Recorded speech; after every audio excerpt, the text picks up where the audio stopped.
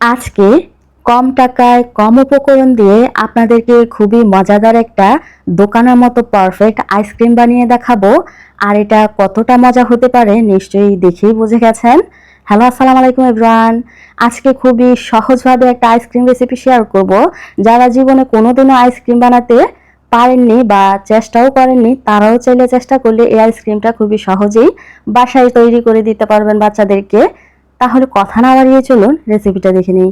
আজকে এই রেসিপির জন্য খুবই সুন্দর আর লাল টুকটুকে একটা ড্রাগন ফল লাগবে। আর এটাকে আমি কিন্তু একটু অফ ক্যামেরায় ছিলে নিয়েছি।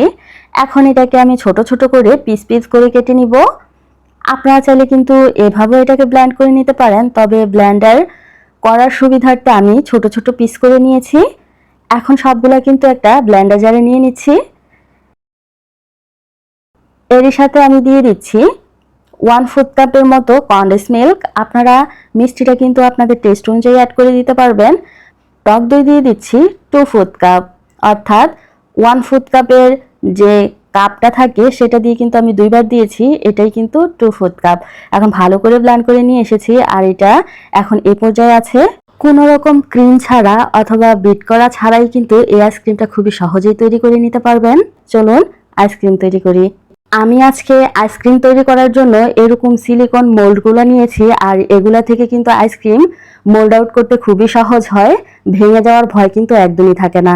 আপনাদের হাতের কাছে যদি এটা অ্যাভেলেবেল না থাকে তাহলে যে কোনো কৌটার ভিতরে ভরে অথবা চাইলে অন্য কোনো আইসক্রিমের মোল্ডের মধ্যে ঢুকিয়েও কিন্তু এই আইসক্রিমগুলা খুব ইজিলি তৈরি করে নিতে পারবেন। এখন কাঠি ঢুকিয়ে দিলাম আমি, কিভাবে নিশ্চয়ই খেয়াল করেছেন। এখন এই ব্যাটারটা থেকে আমি কিছু কিছু করে দিয়ে দিচ্ছি।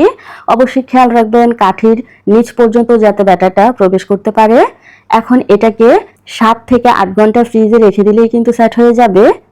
চাইলে কিন্তু এগুলোকে এখন এভাবেও খাওয়া যাবে, কিন্তু যেহেতু আমি উপরে একটা চকলেটের লেয়ার দিব, কারণ আমার বাচ্চারা চকলেট খেতে খুবই পছন্দ করে। পার্সোনালি হোয়াইট চকলেটটা আমারও খুবই পছন্দের। তাই কিন্তু আমি এখানে 250 গ্রামের মতো চকলেট নিয়ে নিচ্ছি।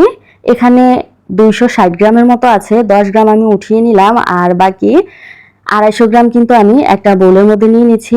অবশ্যই কিন্তু এমন বোল চয়েস করবেন যেটাতে আপনি ডাবল বয়লারে দিয়ে মেল্ট করে নিতে পারবেন চকলেটটা, বোলের কোনো সমস্যাই হবে না। এখন এগুলাকে যদি আমি এভাবে মেল্ট করে নেই তাহলে কিন্তু আইসক্রিমের উপরে স্মুথ ভাবে লেয়ারটা পড়বে না।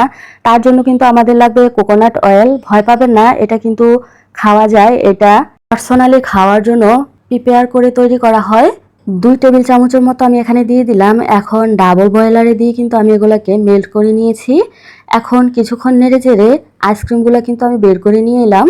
আর এখন দেখুন, বললাম না এগুলা থেকে আইসক্রিমগুলা বের করতে খুবই সহজ।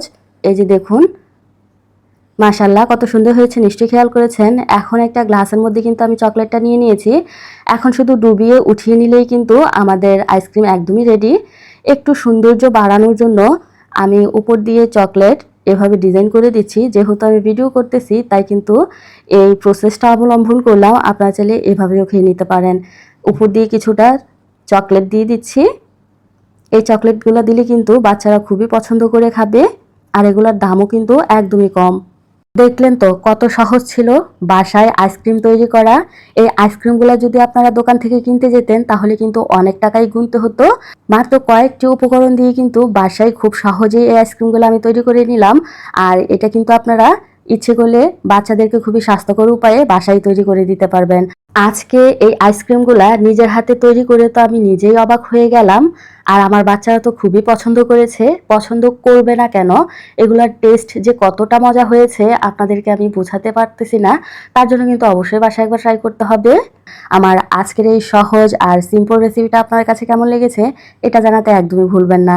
বাসায় কিন্তু অবশ্যই একবার হলেও ট্রাই করবেন। আর ট্রাই করলে আমাকে জানাতে ভুলবেন না আপনাদের কাছে এই আইসক্রিমটা কেমন লেগেছে।